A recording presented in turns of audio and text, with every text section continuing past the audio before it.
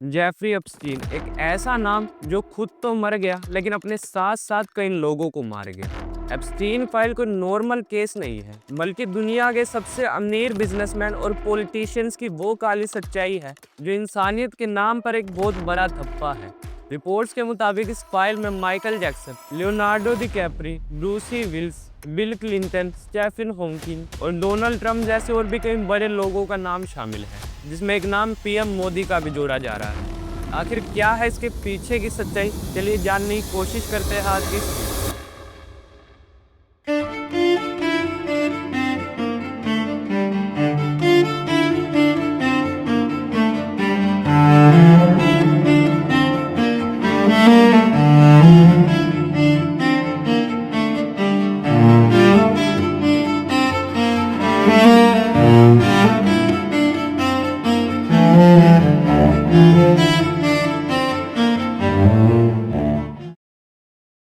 जय हिंद। मेरा नाम है अनुराग शर्मा और स्वागत है आपका एक नए वीडियो में। इस कहानी की शुरुआत होती है साल 2005 से, जब अमेरिका के फ्लोरिडा स्टेट में पाम बीच से एक शिकायत सामने आती है। एक माइनर लड़की पुलिस को बताती है कि एक पावरफुल बिलियनियर के घर में उसे सेक्सुअली एक्सप्लॉइट किया गया है। जब पुलिस इसकी इन्वेस्टिगेशन शुरू करती है तो उनके सामने दो और नए नाम सामने आते हैं, जिनके साथ भी उसी बिलियनियर के घर में एक्सप्लॉइटेशन हुआ था। फिर जब उन दो लड़कियों से पूछताछ करी तो और 4 लड़कियों के नाम सामने आए, जिनके साथ भी वही किया गया था। फिर जब उन लड़कियों से पूछा गया तो कुछ और नए नाम सामने आए, और ऐसे करते करते कई सारी विक्टिम्स लड़कियों की एक चैन बन गई, जिसमें ज़्यादातर 13-14 से 18 साल की माइनर लड़कियां थीं, जिन्हें बस मसाज देने के नाम पर बुलाया गया था और उसके बदले उन्हें 200 से $300 मिलने वाले थे। अब वो लड़कियां भी ज़्यादातर फाइनेंशियली वीक बैकग्राउंड से आती थी, तो इस काम के लिए राजी हो जाती है। लेकिन जब वो वहां पहुंची तो मामला कुछ और ही था।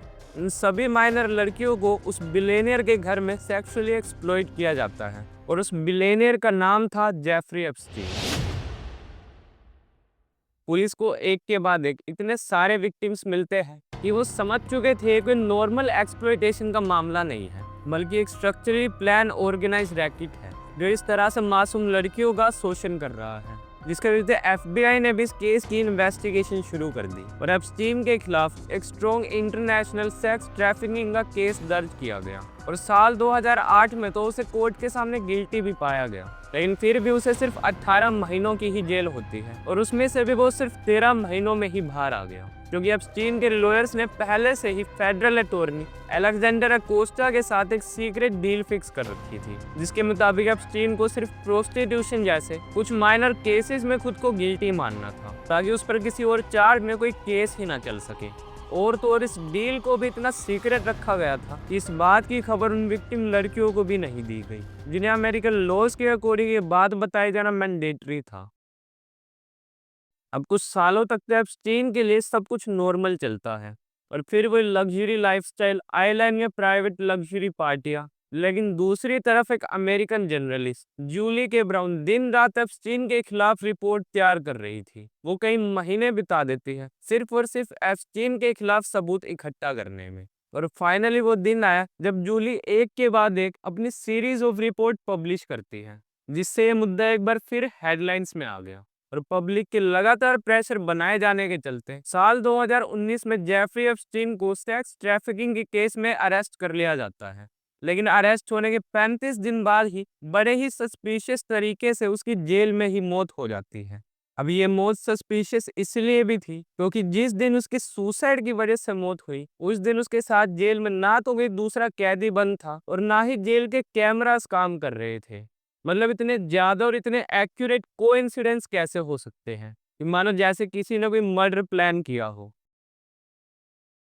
लेकिन ये कहानी यहीं खत्म नहीं हुई, बल्कि एप्स्टीन के साथ और भी कई बड़े नाम शामिल थे, जिन्होंने एज अ क्लाइंट बनकर उन माइनर लड़कियों का शोषण किया था, जिसके चलते एप्स्टीन की मौत के बाद उन्हें भी एक्सपोज करने की मांग उठने लगी। और साल 2020 में एप्स्टीन की सबसे क्लोज एसोसिएट गिस्लेन मैक्सवेल को गिरफ्तार कर लिया जाता है, लेकिन उसका भी ट्रायल सिर्फ लिमिटेड स्कोप तक ही रखा गया और क्लाइंट के बारे में ज्यादा कुछ एक्सपोज नहीं हो पाया, जिसके चलते साल 2020 से 23 के बीच कई सारी विक्टिम लड़कियों ने सिविल लॉ सूट फाइल कर दिया, जिसमें हजारों पेज के डॉक्यूमेंट्स कोर्ट रिकॉर्ड्स का हिस्सा बने। Emails, deposition, flight reference, contact mentions वगैरह वगैरह।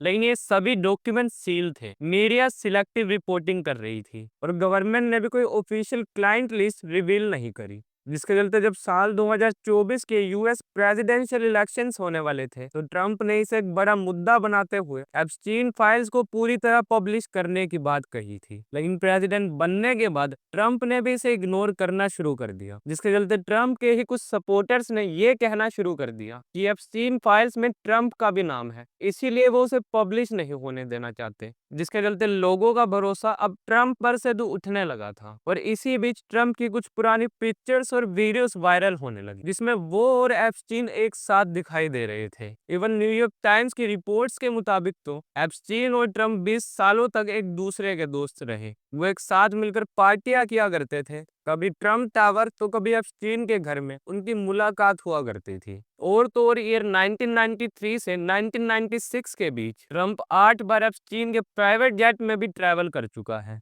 इन सब चीजों के चलते पब्लिक का प्रेशर इतना बढ़ गया कि यूएस पार्लियामेंट में एप्स्टीन फाइल्स को पब्लिश करने के लिए एक बिल पास करना पड़ा और 19 दिसंबर 2025 को एप्स्टीन फाइल्स का कुछ हिस्सा रिलीज किया गया, जिसमें आधे से ज्यादा पार्ट तो ब्लैक मार्कर से ट्रिम कर रखा था ताकि विक्टिम्स के नाम रिवील ना हो। लेकिन कुछ लोगों का ऐसा मानना है कि असल में विक्टिम्स के नाम पर एक्यूज के नाम छुपाए जाने की कोशिश की जा रही है। लेकिन असली बवाल तो तब शुरू हुआ जब इस फाइल का बाकी हिस्सा 30 जनवरी 2026 को रिलीज किया गया, जिसमें ईमेल्स, नोट्स और मैसेज के साथ साथ एक नाम ऐसा भी था जिसने सिर्फ अमेरिका ही नहीं बल्कि इंडिया की राजनीति में भी एक चिंगारी लगा दी। भारत के प्रधानमंत्री नरेंद्र मोदी।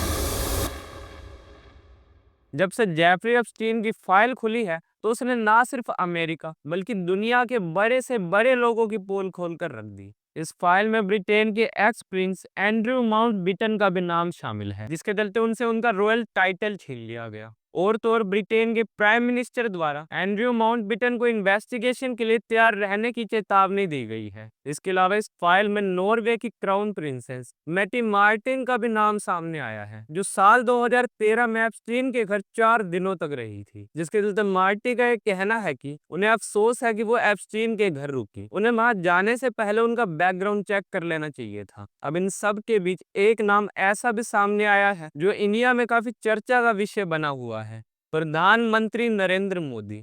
दरअसल इस फाइल में एप्स्टीन की साल 2017 की ईमेल मिली है जो उसने कतर के एक सीनियर ऑफिशियल को लिखी थी। इसमें लिखा था, The Indian Prime Minister took advice and danced and sang in Israel for the benefit of US President. They had met a few weeks ago. It worked.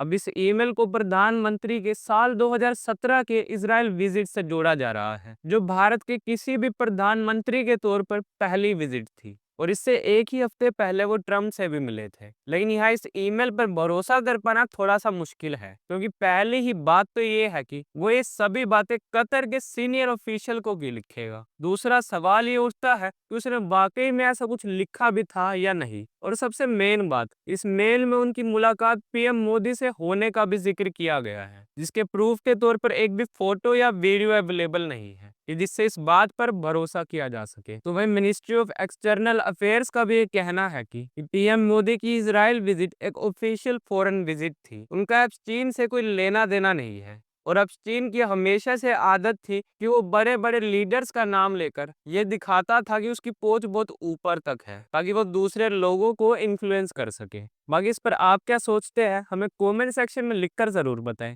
Till then good bye, जय हिंद, वंदे मातरम।